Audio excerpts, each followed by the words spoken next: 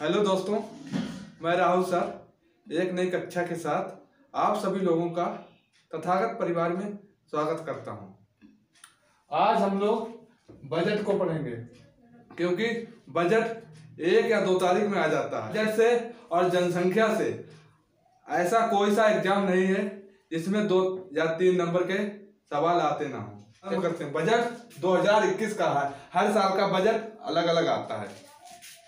Budget शब्द का विकास French शब्द के किससे फ्रेंच, ये चीज आप लोगों को नोट करने वाली है।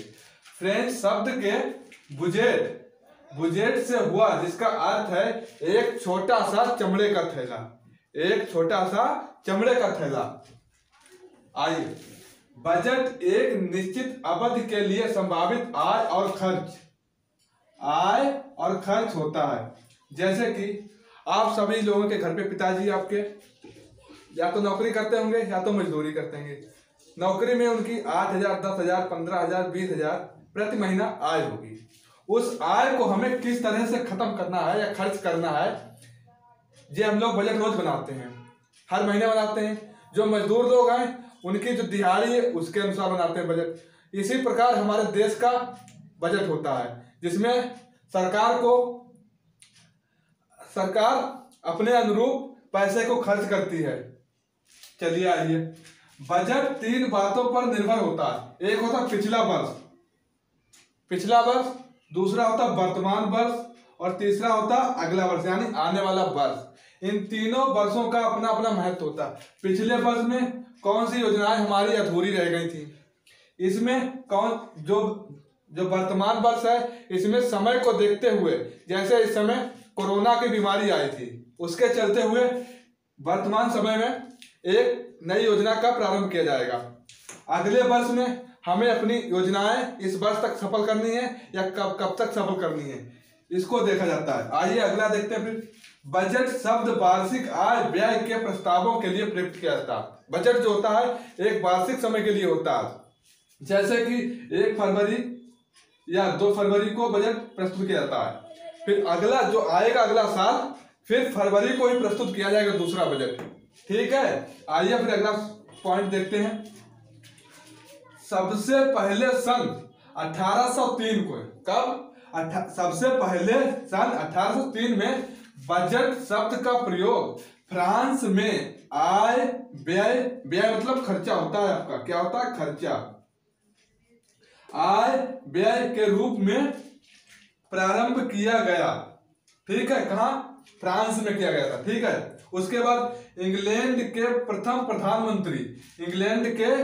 प्रधानमंत्री सर रॉबर्ट बालपोल, क्या नाम है? सर रॉबर्ट बालपोल ने इनका कार्यकाल जो था प्रधानमंत्री पद पर रहने का 1721 से 1742 तक का था।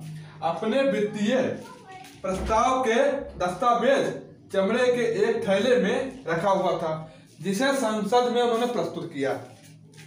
तो लोगों ने उनका मजाक उड़ाया और कहा बजट खोला गया, हंसी उड़ाते हुए कहा गया। ठीक है, इसके आगे और देखते हैं। बजट में अभी हम लोग ऐतिहासिक चीजें देख रहे हैं, ना कि नया जो बजट पेश हुआ उसके बारे में अभी नहीं पढ़ा रहे। भारत में पहला बजट ईस्ट इंडिया कंपनी के जेम्स विल्सन ने 18 फरवरी 1860 को पेश किया था। इसलिए जेम्स विल्सन को भारतीय बजट व्यवस्था का जनक कहा जाता है। अगर पेपर में सवाल बनता है भारतीय बजट व्यवस्था का जनक किसे कहा जाता है, आपको 4 या 5 ऑप्शन देंगे, उसमें से आपको जेम्स विल्सन को चुनना है, उसी पर सही का निशान लगाना है। उसके आगे फिर देखते हैं। संविधान के अनुच्छेद 112 के तहत वित्तीय वर्ष के लिए, जो वित्तीय वर्ष होता है, ठीक है, 1 अप्रैल से 31 मार्च यानी इस साल का 1 अप्रैल आपका शुरू होगा, उसके जो अगला वर्ष आएगा उसका 31 मार्च तक का जो समय है उसे वित्तीय वर्ष कहते हैं, तक चलता है। इस वार्षिक वित्तीय विवरण का उल्लेख संविधान में बजट के रूप में किया गया। संविधान में बजट शब्द का नाम कहीं पर नहीं है, उसकी जगह पे क्या नाम दिया गया, वार्षिक वित्तीय विवरण का उल्लेख। ठीक है। उसके बाद राष्ट्रपति द्वारा प्रत्येक वर्ष फरवरी का जो अंतिम दिन होगा उसके कार्य दिवस मतलब छुट्टी का दिन नहीं होना चाहिए, ना संडे होना चाहिए ना और कोई छुट्टी का दिन, जिस दिन कार्य किए जाते हैं। पर बजट लोकसभा में किसमें पेश किया जाता है, लोकसभा में पेश किया जाता है वित्त मंत्री के द्वारा। ठीक है। और इस समय की वित्त मंत्री कौन है, निर्मला सीतारमण। उसके बाद भारतीय संविधान में बजट को समवर्ती सूची में रखा गया। किसमें, समवर्ती सूची में। हमारे संविधान में जो भारतीय संविधान है, भारतीय संविधान में 3 प्रकार की अनुसूचियों का उल्लेख किया गया। पहली सूची है संघ सूची। संघ सूची में भारत की रक्षा, सेनाएं, पासपोर्ट, वीजा, रेल, भारतीय रिजर्व बैंक एवं पोस्ट ऑफिस का उल्लेख किया गया।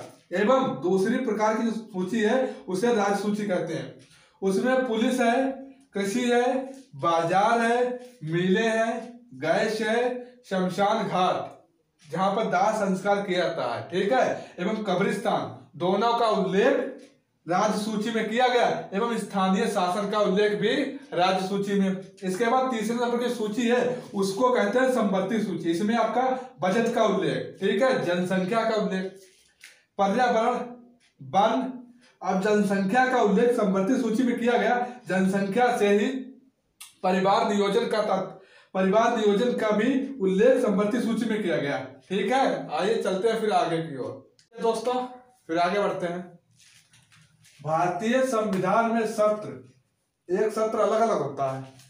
बजट सत्र का समय होता है फरवरी से मई का समय जो होता है वो बजट सत्र कहलाता है। उसके बाद मानसून सत्र जुलाई से सितंबर, मानसून सत्र जो होता है जुलाई से सितंबर का होता है। उसके बाद क्या होता है शीतकालीन सत्र, उसका समय होता है अक्टूबर से दिसंबर। ठीक है। आगे बढ़िए। भारत का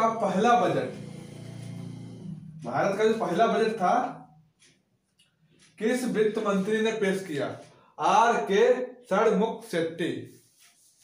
पहले वित्त मंत्री कौन थे भारत के जिन्होंने बजट पेश किया।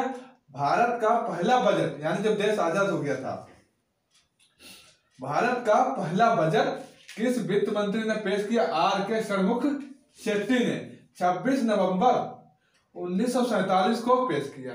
उसके बाद गणतंत्र यानी जब हमारा संविधान लागू हो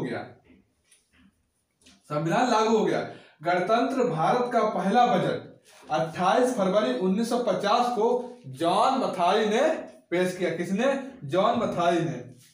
भारत में वित्त वर्ष जो वर्ष होता है उसका समय 1 अप्रैल से 31 मार्च तक, ये वर्तमान में है, ये अभी जो इस समय जो चल रहा है हमारा समय वो 1 अप्रैल से 31 मार्च तक। जो पहले क्या समय हुआ करता था, 1 मई से 30 अप्रैल का समय वित्त वर्ष कहलाता था। यानी इस समय चल रहा है हमारा वित्त वर्ष का जो समय है 1 अप्रैल से 31 मार्च का। इससे पूर्व क्या हुआ करता था वित्त वर्ष का समय 1 मई से 30 अप्रैल तक। ठीक है। इसके बाद देखिए भारत में सर्वाधिक बार बजट पेश करने वाले व्यक्ति कौन थे, क्या नाम है, मोरारजी देसाई। ठीक है। इन्होंने 10 बार बजट पेश किया। भारत में सर्वाधिक बार बजट किसने पेश किया, मोरारजी देसाई 10 बार। उसके बाद किसका नंबर आता है, पी चिदम्बरम 8 बार प्रस्तुत किया। रेल बजट हुआ करता था, होता है अभी भी। रेल बजट को सामान्य बजट मतलब जो अलग अपना बजट होता है, इस बजट से कब अलग किया गया, 1924 और 25 में एक समिति बनी जिसका नाम था ऑकबर्थ समिति। ठीक है। एक कमेटी बनाई गई जिसका नाम था ऑकबर्थ समिति। इसके संतुति पर अलग किया गया। किसे, रेल बजट को। पहले रेल बजट और आम बजट एक साथ प्रस्तुत किए जाते थे। इसके बाद ऑकबर्थ समिति आई 1924-25 में, जिसके कारण रेल बजट को अलग किया गया। 2017 में केंद्र सरकार ने रेल बजट को पुनः आम बजट में सम्मिलित कर दिया। ठीक है, पहले रेल बजट जब आता था उसे रेल मंत्री प्रस्तुत करते थे। कौन? रेल मंत्री। अब फिर से रेल बजट को आम बजट में सम्मिलित कर दिया गया, तो अब जो बजट प्रस्तुत करेंगे वो वित्त मंत्री। ठीक है, आगे क्लास फिर देखते हैं। और आइए दोस्तों आगे देखते हैं। ईस्ट इंडिया कंपनी के समय से 2000 सन यानी जो वर्ष अपना था 2000 तक यह परंपरा थी कि बजट शाम को 5 बजे पेश किया जाएगा। यानी ईस्ट इंडिया कंपनी थी, इसने कुछ नियम बनाए होंगे अपने कि समय जो ईस्ट इंडिया कंपनी जो जिस समय आई थी उस समय से लेकर वर्ष 2000 तक यह परंपरा थी कि बजट शाम को 5 बजे से पेश किया जाएगा। वर्ष 2000 में यशवंत सिन्हा ने बजट सुबह 11 बजे से पेश किया। यहां से बजट 2000 से हमारा बजट सुबह 11 बजे पेश होने लगा।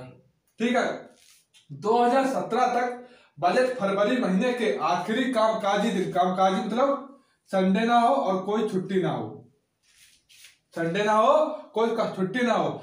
अगर फरवरी 28 दिन की है तो बजट 28 तारीख को आएगा। अगर फरवरी 29 दिन की है तो बजट 29 में आएगा, लेकिन छुट्टी नहीं होनी चाहिए। दिन पेश किया जाता था 2017 से 1 फरवरी या फरवरी के पहले कामकाजी दिन, यानी 2017 जब आया यहाँ पे नियम बनाया गया बजट अब फरवरी के लास्ट यानी आखिरी दिन पे नहीं होगा पेश। अब बजट 1 फरवरी, अगर 1 फरवरी की छुट्टी है तो 2 फरवरी को प्रस्तुत किया जाएगा लोकसभा में। ठीक है, यानी कोई छुट्टी नहीं होती, भी कामकाजी के दिन प्रस्तुत किया जाएगा। बजट भारत के वित्त मंत्रालय के आर्थिक मामलों के विभाग के तहत आने वाले बजट विभाग की देखरेख में तैयार किया जाता है। ठीक है, इस बार का बजट डिजिटल बजट है। कैसा है? डिजिटल। डिजिटल मतलब अभी तक जो बजट हुआ करता था उसमें जितने सांसद हुआ करते थे उन सभी को एक एक प्रतियां यानी कॉपी टाइप में होती थी, बुकलेट तरफ की, वो सभी सांसदों को दी जाती थी। पर इस बार क्या हुआ, जिसकी कोई प्रतियां किसी भी सांसद को नहीं दी गई, बल्कि ऐप मतलब मोबाइल ऐप होगा, ऐप के माध्यम से सभी सांसदों तक बजट पहुंचाया गया। इस बार का जो बजट थी इसकी कोई भी प्रति नहीं छापी गई, ऐप के माध्यम से सभी सांसदों तक बजट को पहुंचाया गया। पहली बार देश की जीडीपी लगातार 2 बार माइनस में गई है।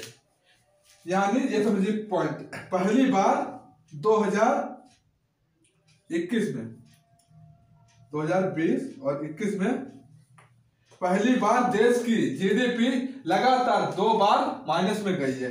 जीडीपी को हिंदी में कहते हैं सकल घरेलू उत्पाद, और इंग्लिश में इसकी जीडीपी की फुल फॉर्म है gross domestic product, gross domestic product. इसके बाद आगे चलते हैं। आइए दोस्तों आगे फिर देखते हैं। पूंजीगत, पूंजीगत का मतलब होता है हमारी सड़कें, स्कूल, ठीक है, अस्पताल, ये जरूरतें होती हैं। पूंजीगत व्यय के लिए यानी इन सभी के लिए 5.5 लाख करोड़ से अधिक के बजट की घोषणा की गई है। मतलब कि सड़कें हुई, अस्पताल हुआ, स्कूल हुआ, आदि सभी जरूरतें, जिसके लिए केंद्र सरकार ने 5.5 लाख करोड़ से अधिक के बजट का घोषणा की है। पिछले बजट से 34% अधिक है। पिछले साल जो बजट था उससे इस साल का बजट 34% ज्यादा है। राज्य, जानते हैं आप लोग राज्य क्या होता है? और स्वतंत्र बॉडी, स्वतंत्र बॉडी मतलब केंद्र शासित प्रदेश, ठीक है, को भी दिए जाएंगे 2 लाख करोड़, यानी 2 लाख करोड़ पर दिए जाएंगे। ठीक है, चालू वित्त वर्ष के जो पिछला बजट था उसकी जो अनुमानित पैसा था 4.3 यानी 4.39 लाख करोड़, यानी पिछले साल का जो बजट था उसका रकम जो थी वो 4.39 लाख करोड़।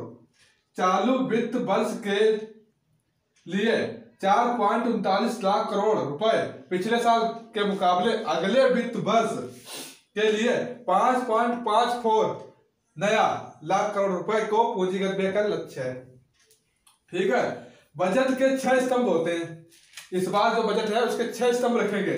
स्वास्थ्य और कल्याण, कोरोना के चलते हुए सबसे अहम मसला इस पे बनाया जाएगा। कोरोना जो बीमारी चली है उसके चलते सबसे ज्यादा इसी पर जोर दिया जाएगा। उसके बाद भौतिक और वित्तीय पूंजी बुनियादी ढांचा, नंबर 2। नंबर 3, आकांक्षी भारत के लिए समावेशी विकास। समावेशी विकास का मतलब छोटे से छोटा तबका, ग्रामीण एरिया का, उसको भी साथ लेकर के चलना है। मानव पूंजी, मानव की पूंजी, ठीक है, नव प्रवर्तन और अनुसंधान यानी खोजें जहां होती हैं, और विकास के लिए। नंबर 6, न्यूनतम सरकार अधिकतम शासन को सुदृढ़ बनाना। ये 6 स्तंभ रखे गए हैं। इसके आगे और चलते हैं, फिर देखते हैं क्या है। चलिए आइए दोस्तों, फिर आगे चलते हैं। अगले वित्त वर्ष के लिए सरकार के प्रमुख लक्ष्य, सरकार ने कुछ लक्ष्य रखे हैं कि हमें इस साल यह काम करने हैं। ठीक है, देखिए, वित्त व्यवस्था को पुनः पटरी पर लाना। हमारे यहाँ कोरोना का संक्रमण चला, हमारे यहाँ क्या पूरे विश्व में, उसके चलते हुए हमारे देश की अर्थव्यवस्था गिर गई, उसको पटरी पर पुनः वापस लाना है। उसके बाद रोजगार को बढ़ावा, यह रोजगार का भी कमी हुई है कोरोना के चलते हुए। भारत में कृषि क्षेत्र एवं औद्योगिक क्षेत्रों को बढ़ावा देना, यानी कृषि को बढ़ावा देना और औद्योगिक क्षेत्रों को बढ़ावा देना। आत्मनिर्भर भारत, हर किसी का अपने एक स्किल हो, उसके अकॉर्डिंग काम करे, इसी को कहते हैं आत्मनिर्भर भारत। उसके आगे चलते हैं। किसानों की आय दोगुनी, किसानों की आय को दोगुनी करने का लक्ष्य में है 2022 तक। ठीक है, किसानों की आय दोगुनी करने का लक्ष्य है भारत सरकार का। उसके बाद स्वास्थ्य पर ध्यान दिया जाएगा, महिला सशक्तिकरण पर ध्यान दिया जाएगा, सौर ऊर्जा पर ध्यान दिया जाएगा और रोजगार पर। यहीं तक हमारा बजट आया था। इस बार का बजट यहीं तक की बात करता है। कुछ पुरानी बातें हैं जो बहुत ही महत्वपूर्ण है, उन्हें भी देख लेते हैं। 25 फरवरी 1992 को रेल बजट जो प्रस्तुत हुआ था, उसे पहली बार आइए देखते हैं 25 फरवरी को, आइए देखते हैं 25 फरवरी 1992 को रेल बजट को पहली बार टेलीविजन पर प्रसारण किया गया। इससे पहले टेलीविजन पर प्रसारण नहीं हुआ करता था, केवल अखबारों में देखने को मिलता था। उसके बाद 29 फरवरी 1992 को सामान्य बजट को टेलीविजन पर प्रसारण किया गया। भारत में शून्य बजट का मतलब क्या होता है, यानी जो पिछला बजट है उसको साथ में नहीं जोड़ेंगे, बिल्कुल नए सिरे से बजट को प्रस्तुत किया जाएगा। भारत में शून्य बजट प्रथम बार राजीव गांधी के द्वारा 1987-88 में पेश किया गया था। आज की क्लास यहीं पर समाप्त होती है। कल हम आप लोगों से एक नई क्लास के साथ, एक नए अध्याय के साथ फिर मिलेंगे। धन्यवाद।